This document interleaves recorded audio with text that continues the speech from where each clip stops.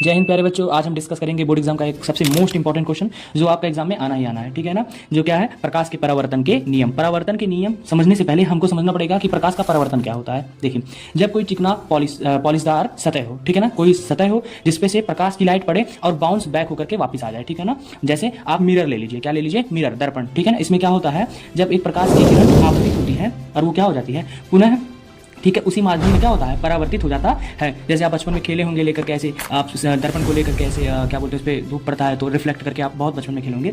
इसी फिनोमिना को हम लोग प्रकाश का परावर्तन कहते हैं, रिफ्लेक्शन ऑफ लाइट कहते हैं, ठीक है ना। मतलब किसी सतह है, कोई सतह है, किसी सतह पर प्रकाश की लाइट पड़े और वापिस चला जाए, ठीक है। इसी फिनोमिना को, ठीक है, हम लोग घटना को प्रकाश का परावर्तन कहते हैं। इसी घटना को लेकर के जो हमारे साइंटिस्ट हैं उन्होंने दो नियम को प्रस्तुत किया था। क्या है, पहला नियम यह है कि आपतित किरण, परावर्तित किरण तथा अभिलंब एक ही बिंदु पर होते हैं, ठीक है ना। जैसे देखिए, ये एक दर्पण है, ठीक है ना, ये जो पॉलिश किया हुआ है वो जगह है, यहाँ पे आगे सामने चिकना वाला स्थान है जहाँ पे एकदम स्मूथ है, जहाँ से रिफ्लेक्शन होगा, ठीक है ना।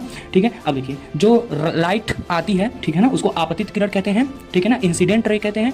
और जो परावर्तित होती है, मतलब वापस चली जाती है, बाउंस बैक हो जाती है, उसको परावर्तित किरण कहते हैं, ठीक है ना, रिफ्लेक्शन रे कहते हैं, रिफ्लेक्टेड रे, ठीक है ना। अच्छा, बीच में हम लोग एक एज्यूम करते हैं, नॉर्मल, अभिलंब कहते हैं, इसको यन से दर्शाते हैं, इसको नॉर्मल कहते हैं, ठीक है ना।